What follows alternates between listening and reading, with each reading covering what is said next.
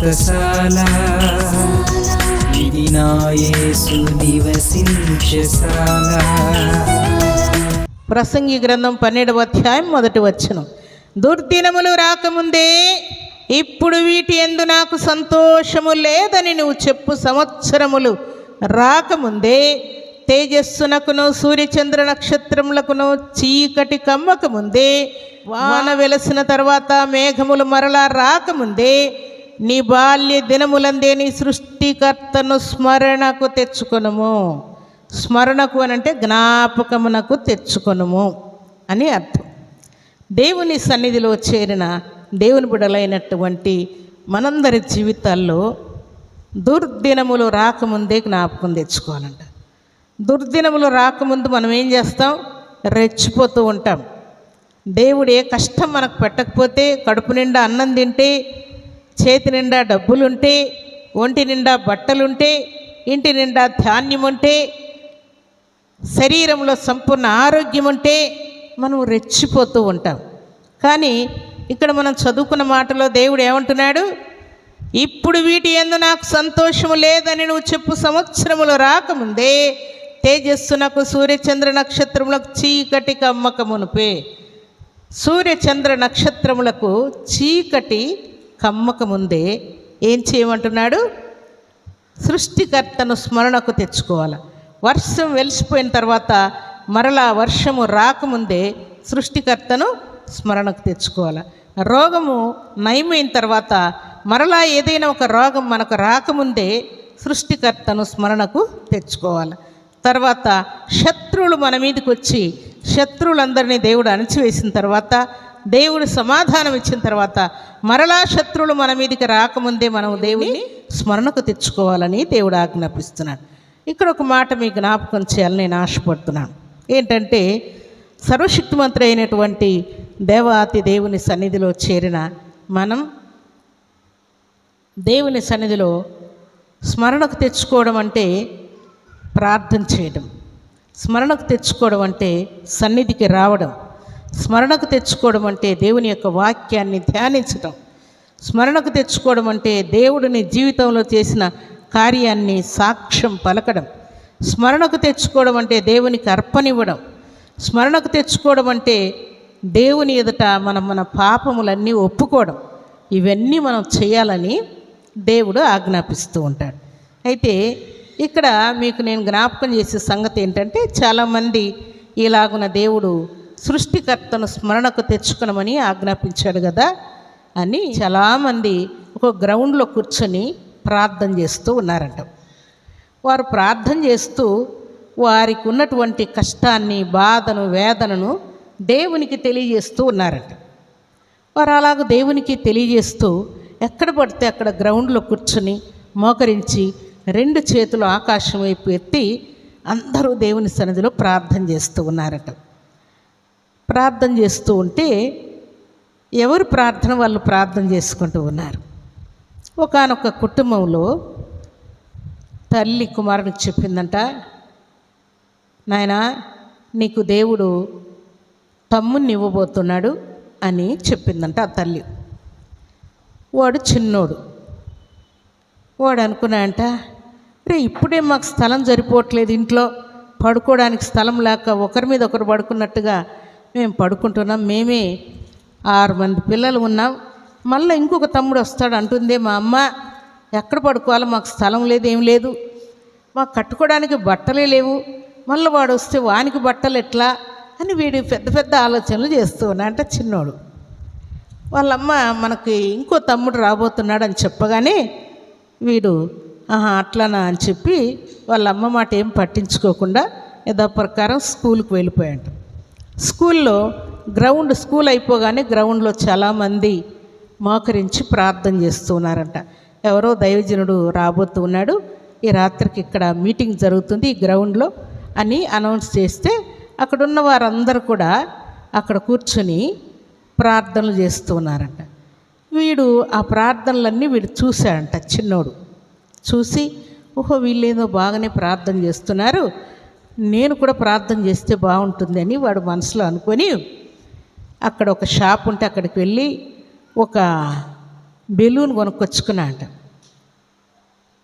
ఆ బెలూను బాగా ఊపి అది ఇంత లావైతే దానికి దారం కట్టి పిల్లలు ఆడుకుంటూ ఉంటారు కదా, దాన్ని ఆకాశానికి వదిలేసి అది ఎంత పైకి పోతుందో చూసి పిల్లలు ఏం చేస్తుంటారు, మురిసిపోతూ ఉంటారు. ఇలాగన వాడు జ్ఞాపకం తెచ్చుకున్నా అంట.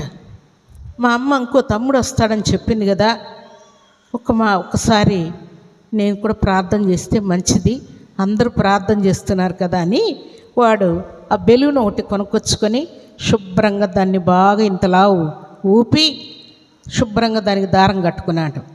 దారం కట్టి ఆ దారాన్ని కాలు కింద పెట్టుకున్నాడు. ఆ బొలగ ఎక్కడుంటుందో చెప్పండి, కాలు కింద పెట్టుకుంటే అది లేయడానికి అవకాశం ఉండదు కదా, వాని దగ్గరే ఉంది అది. వాడు నోట్స్ తీసుకొని ఓ పేపర్ చింపాడు.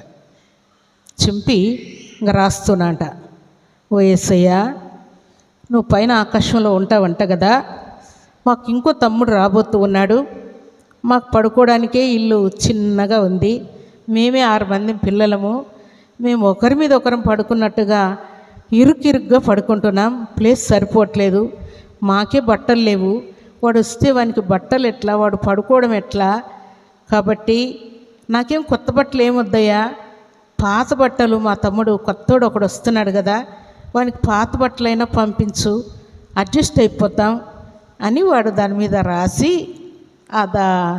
దాని మీద ఆ పేపర్, దేని మీద, ఆ గాలి బుడగ మీద ఆ పేపర్ అంటించేసి ప్లాస్టర్ వేసేసినట్ట. వేసి నా ఇండ్లు తెలియదేమో, నా అడ్రస్ నీకు తెలియదేమో, చూడు అడ్రస్ రాస్తున్నాను, ఫలానా ఊరు, ఫలానా వీధి, ఫలానా లైన్లో ఇన్నో ఇండ్లు, మా ఇంటి నెంబర్ కూడా రాస్తున్నాను చూడు, కన్ఫ్యూజ్ అవుతావేమో, మా ఇంటికి కాకుండా వేరే వాళ్ళ ఇంటికి ఏమైనా పంపిస్తావేమో నువ్వు అని వాడు చాలా అమాయకంగా వాడు డౌట్స్ అన్నీ కూడా దాని మీద రాసి, నువ్వు ఒకవేళ పంపించాలనుకుంటే మా తమ్ముని కొత్త బట్టలు ఏం అవసరం లేదు, పాత అయినా ఓకే మేము తీసుకుంటాం, అయితే ఇగో ఈ అడ్రస్కు పంపించని వాడు శుభ్రంగా కింద అడ్రస్ నీట్గా వాళ్ళ ఇల్లు లైను, ఇదిగో దీని పక్కన ఒక చెట్టు వస్తుంది, చెట్టు పక్కన మా ఇల్లు ఉంటుంది, మా ఇల్లు చిన్నది అని వాడు అంతా శుభ్రంగా అడ్రస్ అంతా రాసి శుభ్రంగా ఆ పేపర్ పోకుండా ప్లాస్టర్ వేసి ఇంకా కాలు కింద పెట్టుకున్నాడు కదా, దారం కట్టి ఆ దారాన్ని తీసి చాలా పొడవుగా కట్టి పైనకి ఏసై దగ్గరికి వెళ్ళాలి కదా, ఆయన పైన ఉంటాడు కాబట్టి ఈ దారం మళ్ళీ అందుతుందో లేదో, ఈ బుడగ పైకి పోతుందో లేదో అని వాడి చిన్నోడు కాబట్టి చిన్న చిన్న ఆలోచనల చేత చాలా పెద్ద దారం కట్టి పైకి వదిలేసాడంట. దాన్ని వదిలేసి ఇంకా చూస్తూ ఉన్నాయంట, ఎంత దూరం పోతుందో అది ఏసై వరకు పోతుందో లేదో అని వాడు దానివైపే చూస్తూ నిలబడుకున్నాడు.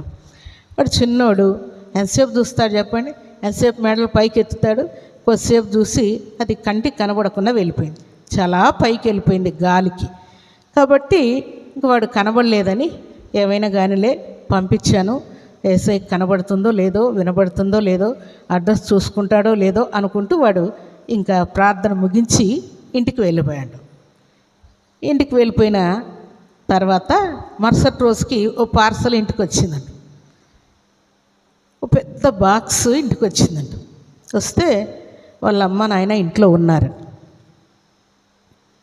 వాళ్ళ నాయన అన్నాడంట పోస్ట్మెన్తో, సార్ మేమేమి పార్సల్ కోసం ఏమి అప్లై చేయలేదు, ఏం బుక్ చేయలేదు మేము, కాబట్టి ఇది పార్సల్ ఎవరిదైనా ఉంటుంది, వారికి పంపించేయండి, మీరు అడ్రస్ చూసి, మాది కాదు ఇది అని చెప్పాడంట వాళ్ళ తండ్రి. ఆయన అన్నాడంట పోస్ట్మెన్, సార్ దీని మీద ఎవరు పంపించారన్నది పేరేం లేదు, ఎవరు పంపించారో కూడా తెలియదు, అడ్రస్ లేకుండా మీ అడ్రస్ మాత్రం క్లియర్గా రాశారు, మీ అడ్రస్ మాత్రం ఉంది కాబట్టి తీసుకొచ్చాను నేను, ఎవరు పంపించింది దీని మీద లేదు కాబట్టి నేను రిటర్న్ పంపించే అవకాశం లేదు, మీరే ఎట్టి పరిస్థితుల్లో మీరే తీసుకోవాల్సిందే అని చెప్పాడంట. అప్పుడు ఆయన అనుకున్నాడంట తండ్రి, సరేలే అడ్రస్ తెలియక ఈయనకు వేరే వాళ్ళకి పంపించే ఓపిక లేక ఈ పోస్ట్మెన్ మాకే ఇస్తున్నట్టున్నాడు అనుకొని ఓపెన్ చేశాడు. ఓపెన్ చేస్తే వాడు, నేను ఇట్లా లెటర్ రాశాను, పైకి పంపించాను, ఏసై దగ్గరికి పంపించాను అని వాడు చిన్నోడు తల్లికి కానీ తండ్రికి కానీ ఏం చెప్పలేదంట. ఈ తండ్రి ఓపెన్ చేస్తే అంత పుట్టినటువంటి చిన్నోనికి కావాల్సినటువంటి బట్టలు, టవల్స్, దిండు, డ్రైవర్ ప్యాకెట్లు, ఇంకా ఏమేం కావాలో చిన్నోనికి అవసరమైన నెట్టు అన్నీ దాంట్లో ఉన్నాయంట. కావలసిన అన్నీ ఉన్నాయంట.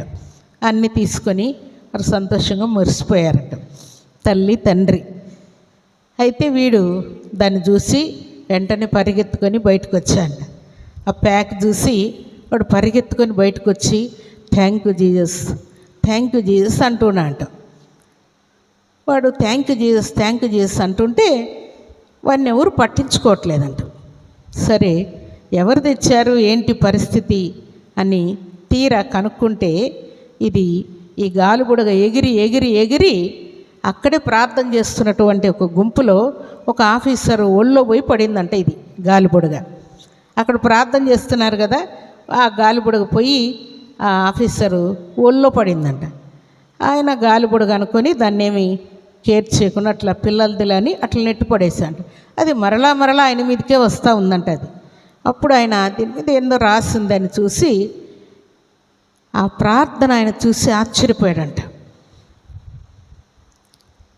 ఆ చిన్న పిల్లోడు ఎంత విశ్వాసంతో, ఎంత భక్తితో, ఎంత అమాయకంగా వాడు రాశాడు కదా, వానికి దేవుని మీద ఎంత విశ్వాసం ఉంది, వాని విశ్వాసాన్ని భంగం చేయకూడదు అని ఆయన తన హృదయంలో అనుకొని వాడు ఏమేమి రాశాడో వాడు అడిగిన దానికంటే, ఊహించిన దానికంటే ఆశ్చర్యం కలిగించేటువంటి వస్తువులన్నీ కూడా పంపించాలి, ఎట్టి పరిస్థితుల్లో వాళ్ళ ఇంటికి చేర్చాలి అని ఈయన డిసైడ్ అయిపోయాడంట.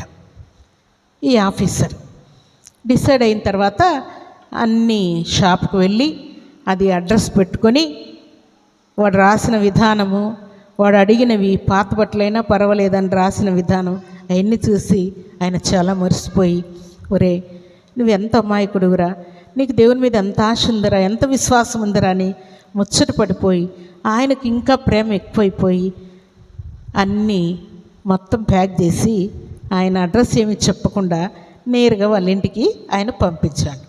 అంటే చాలాసార్లు మనమే ప్రభుని నమ్మిన బిడ్డలు మనమే ఏమంటుంటాం, ఏం పొద్దస్తమానం ప్రార్థన ప్రార్థన అంటే సరిపోతుందా, ఏం ప్రార్థన చేస్తే దేవుడు ఆకాశం నుండి ఏమన్నా పడగొడతాడా, ఆకాశం నుండి డబ్బులు ఇస్తాడా, ఆకాశం నుండి బట్టలు ఇస్తాడా, ఆకాశం నుండి వెండి బంగారాలు పంపిస్తాడా, ఆకాశం నుండి ఉద్యోగం పంపిస్తాడా, ఇట్లా మాట్లాడుతుంటారు కొంతమంది అనవసరమైన మాటలు.